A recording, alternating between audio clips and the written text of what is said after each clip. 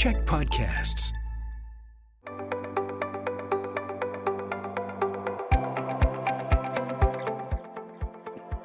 Hi, I'm Bruce Williams. I'm the CEO of the Greater Victoria Chamber of Commerce. Welcome to Chamber Chats, coming to you as always from the podcasting studios here at the Check Media Group. This is all made possible by the support of Island Savings, a division of First West Credit Union. And I'd like, as always, to acknowledge that I live and work in the ancestral unceded territories of the Lekwungen-speaking people. As we recover from the pandemic and take a look and an assessment of what has happened within our work culture and our social culture and our families, we know for a fact that conversations about mental health are very important because that need has increased so much in that period of time. We're going to talk about that today in the workplace and in our culture in general. Johnny Morris is joining us once again. Johnny is the CEO of the Canadian Mental Health Association for British Columbia, joining us live from beautiful downtown London, England. Oh, no, not London. Where are you in England? I'm in Weymouth. Weymouth, that's right. So Johnny, welcome back. Kabir Bagari is with us too. He is the Manager of Employee Health Safety for Island Savings, a division of First West Credit Union. Kabir, how are you? I'm good, thank you. How are you? Good, thank you. So we have you in this conversation, Kabir, to talk about mental health because of the role you play. Can you just sort of briefly explain your position, what it is that you do? Sure. So I oversee all of health and safety at Island Savings. First West Credit Union, we have a few other brands, but I oversee health and safety at all of our locations. And I'm also responsible for the initiatives that we do run. Part of that, which is what we call our Live Well program, it's focused on mental and physical health. So we have lots of different programs that we run. And then I also make sure that we've got regulatory compliance that's in place, along with a few other things that happen under that scope. And Johnny, I think you and I have talked about this before, but we know for a fact that mental illness, mental health capacity impacts productivity at work as well as functionality within families. How much do you hear about that every day of your life? We hear about it a tremendous amount. I think throughout the pandemic, we talked quite a bit, Bruce, and it was definitely increasing in frequency that it was an issue. And I think now across the world, particularly in the regions we serve, employers and employees are reaching out to describe the challenges around workplace mental health and well-being. So it's definitely a challenge and an opportunity to address right now today. And Kabir, I don't think that anyone would think a credit union was necessarily a dangerous place to work, but the element of safety goes beyond the bounds of what we might usually think about. Can you explain that a little bit? Yes, absolutely. So part of the safety that it's kind of a term that's being used more often now is psychological safety. So psychological safety is basically ensuring that the environment is set up in such a way that it promotes good mental health, it promotes wellness, and it builds an environment of trust among all employees. And we have we make sure our leaders are fully informed of that. So when it comes to that level of safety, that is something that we definitely look at in terms of ensuring good mental health among our employees. So, Johnny, in workplaces and in families, wherever it might be, can you sort of give me a snapshot of the evolution of how our capacity around managing mental health has changed throughout the pandemic? How has that evolved? Well, and I think one important point to make is the pandemic in so many ways enabled a conversation about mental illness and mental health in workplaces and in communities to take on a volume that it wasn't at previously. I think the issue was gaining some prominence and some attention. But when the pandemic arrived, in many ways, it had an impact across great swaths of the population. And the conversation about the reality of distress, symptoms of mental illness, mental health and well-being really did amplify. We've been at this for decades. And I would say in my own 25 years of being in community mental health, the pandemic did bring the issue to the forefront in a way that I haven't seen before. And it's definitely persisting in that way. I think there's been a greater recognition of what it means to have your work world turn upside down, or for young people, their learning environments turn upside down. The ongoing impacts of the cost of living crisis and all that comes with that have also, I think, drawn or shone a light onto how being able to make ends meet, the impact of financial insecurity and financial stress upon mental health and well-being. So all of these pieces, I think, have heightened awareness. It's playing out in the political sphere in a profound way as well. And I think there's been an even more profound call to action to respond to distress in different ways and better ways in society. And you use some interesting wording there. We talk mental health quite often, Johnny, but we don't very often say mental illness. Should we be saying mental illness more often? It's definitely the words we use to describe distress, clinical conditions is definitely heavily debated, and also how we factor in substance use as well. We at CMHA, we're careful to describe mental illness in ways that are non-stigmatizing, because I think mental health and mental illness have started to be used interchangeably, and some of the meaning gets lost there. So we say things like mental health problems. For some, that language doesn't work. Mental illness as well doesn't work for all, but we've got to be careful around making sure we don't say mental health when we're actually meaning mental ill health, and the distress or the symptoms that someone might be experiencing. Right. So, Kabir, in the workplace at Island Savings and at all the financial institutions, your employees, your colleagues are working with people who are quite often dealing with some despair about the cost of doing business, about their own personal finances. So when they work with people to better manage that, how does that impact the employees at Island Savings? That's a good question. We, prior to the pause in the rate increases, we were having month over month rate increases, and then in January it paused. But prior to that, we have a special accounts team, and they were making almost phone calls monthly to members to let them know, okay, well, your mortgage payments have to adjust, or things have to adjust, and it was taking a toll. I remember having a few conversations with them, and just talking about it in general, and they were looking for resources and support, because you're on the end of the phone talking to these people for sometimes hours, trying to come up with a solution, trying to figure out the best way that they can sort of move forward, because at the end of the day, these are people's lives. We even saw it in some of the branches. We'd have members come in, they'd be dealing with some of our financial advisors and just really upset, crying, trying to figure out a way to sort of manage through this. And we were offering them as much support as we could. We even developed an internal resource, through the government of BC, and just advising them to call some, 310 mental health. So if they needed some extra support, reach out to HealthLink. But for our own employees, we really tried to support them in many ways possible. We brought in-house counseling through our LifeWorks, which is our EAP, and we set up these sessions that were completely confidential, where people could talk to them. We really tried to, put our arms around them in ways that they could feel supported all the way through, because it was day after day. So, and it's not a fun job to do. Fortunately, the Bank of Canada paused the rates for a while, so we saw a bit of a reduction in that, stabilization. But we do have our eye on the upcoming rate increases and seeing if that's going to continue to take off once again. Yeah, no kidding. That whole cost of living thing that Johnny brought up, I want to continue that part of the conversation next.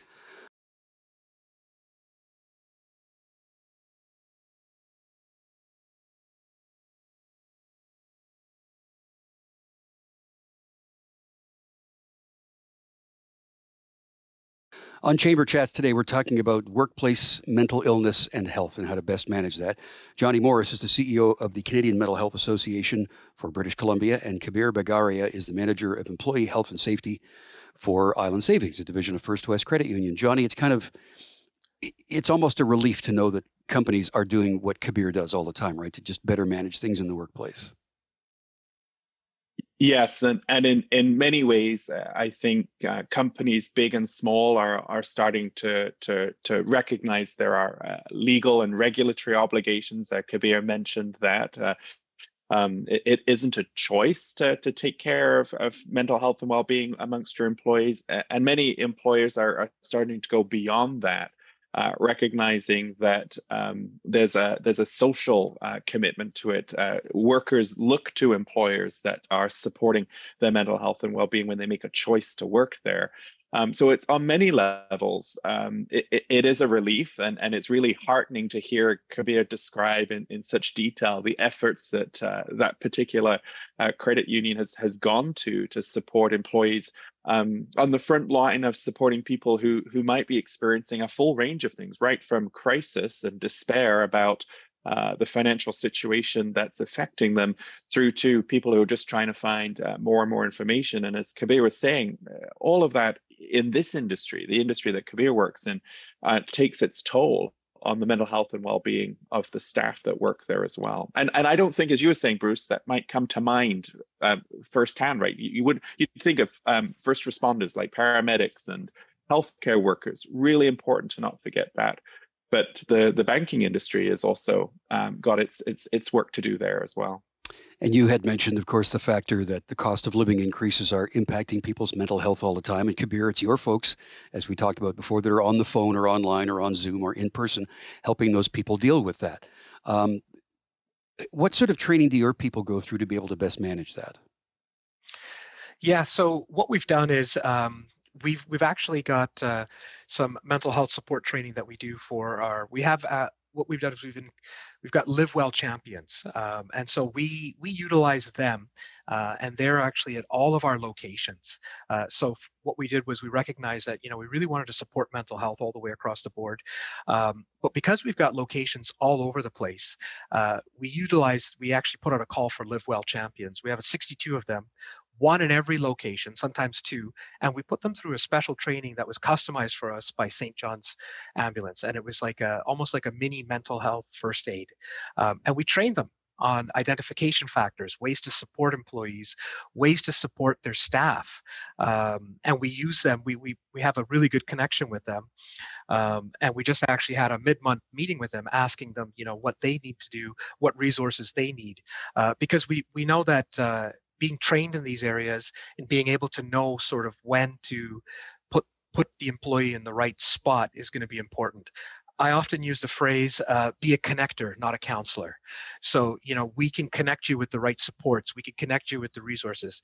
I'm not a counselor. We have experts in that area where we can then really help to reach out and support you. Not only that, it's sort of, it gives you that sense of support. It gives you that sense of relief that you're actually helping someone to move into the right direction. Yeah.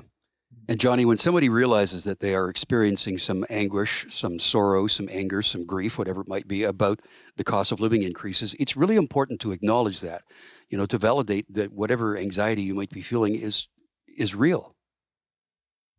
Yeah, and the point you're making is important.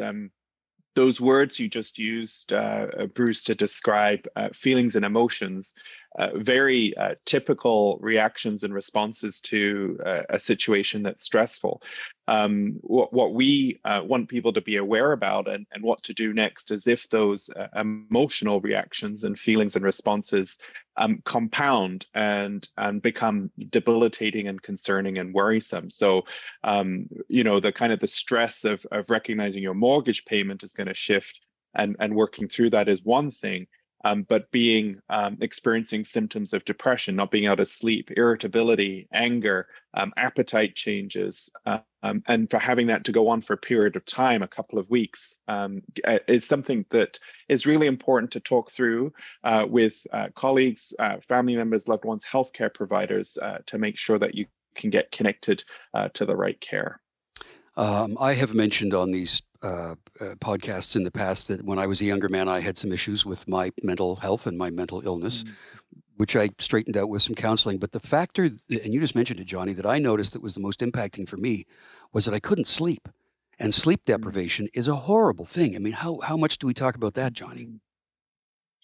Well, it's a really important thing to be able to recognize, because it can be a sign of many things. It can be a sign of a physical health problem, so really important to get it checked out. And it can also be related to symptoms of mental ill health as well, or mental health problem.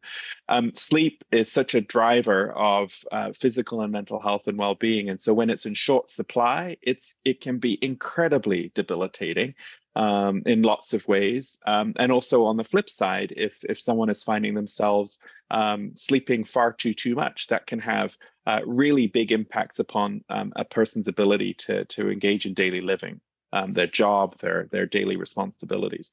So sleep is a super important. And I always appreciate, Bruce, you being so open, about your personal experience, because it helps normalize. And for someone who's listening to this going, oh, or someone who's worried about a loved one going, oh, that person's been having a hard time sleeping for a period of time, it opens up an opportunity for a conversation. Okay. And I want to pick up on that part you just said there about when you recognize something in someone else within their behavior. Recognizing that and how to manage it is what I want to talk about next.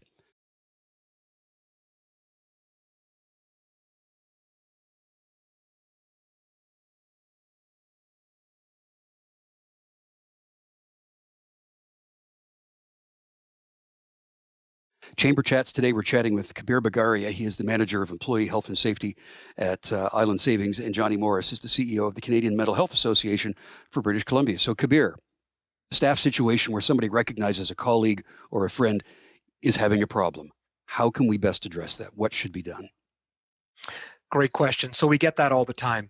The first thing I do is, what we've done is we've really trained all our managers to be able to identify and recognize when they see some deteriorating signs. So just as Johnny had said, lack of sleep, people coming in a bit more later, decreased mood, low affect, all these symptoms can sort of dictate that something's going on. So what we try to do is we've created a culture of openness and honesty. I often tell the performance leaders or the managers to sit down with their employees and just have a chat and start by saying, you know what, I'm noticing X, Y, and Z. Right? And just be open and honest about it. And I'm here to support you. I just want to make sure that you're doing well, because your success is my success. So making sure that you've got the right support pieces in there for them, and offering them the right support. And sometimes we even say, do you need any time off? We've got an excellent program here that can help you. Sometimes they say, yes, you know what, I think I do. I should probably go see my doctor. And sometimes they want to continue through with it. But, we always make those conversations as fluid as possible, and making sure that the employee can feel like they can go to their performance leader without any doubt to say, listen, I'm not doing well today. And Johnny, if we are going to do that and we're going to approach someone who is either a friend or a family member or a coworker who we think might be under some stress, some mental anguish, there's stuff you shouldn't do too, right? What should you not do? Judge the person. So you want to avoid judging them. You want to avoid leaping into advice giving mode. We all kind of feel that compulsion to say, oh, do this, Bruce. You should do this, do that. We want to avoid stigmatizing the person or shaming the person. It's a really big deal in a workplace for someone to raise their hand to a leader, like Kabir was saying, and saying, hey, I'm experiencing a problem. People are worried about losing their job, being passed over for their next promotion, being reprimanded, or being judged by their employer. And so in the workplace, it's really important to, as Kabir was describing a moment ago, come at this with compassion, come at it with being a connector, not a counselor. I really appreciate how he described that. When I disclosed my own experiences when I was in university, the conversation was really powerful, because the person I was telling asked gentle questions, demonstrated that they were listening. They didn't kind of hurry me up and get me out of their office. I knew that they cared about what was happening for me, and I knew that I was in safe hands around where to go next. So hopefully those kinds of things of what not to do in that moment. And sometimes it's hard to fight that urge, particularly around giving advice. But really in those moments, people really want to be heard. They want to be validated. They want to be seen. They want to be supported. The whole conversation around mental health and mental illness, as we're doing now, a lot of the stigma has moved along, and we've moved further down the road. An example of that, Kabir, is the fact that Island Savings has you in the position that you are doing what you do. How much further do we have to go in this, do you think, before we completely overcome the stigma attached to mental illness? Well, as Johnny had said earlier, the pandemic did bring to light mental health. It was always sort of simmering under the surface, but the pandemic really brought it forward. So I think, from what I see, there is a ways to go. We've got some employers that are much more progressive, and then we've got other employers that are trying but still need to do some work there. And it's not easy. I recognize, it's a tough thing to try to talk about mental health, especially employee mental health. It's been stigmatized for so many years. I mean, it's almost taboo. But the more we talk about it, the more we normalize it, the better it'll become. So, even just doing talks like this, I like to go out and I talk with all my colleagues and my friends about mental health openly. And I think it's good, even we share resources with other credit unions. What are you guys doing? What are you doing? And I'm even seeing shifts in the financial industry.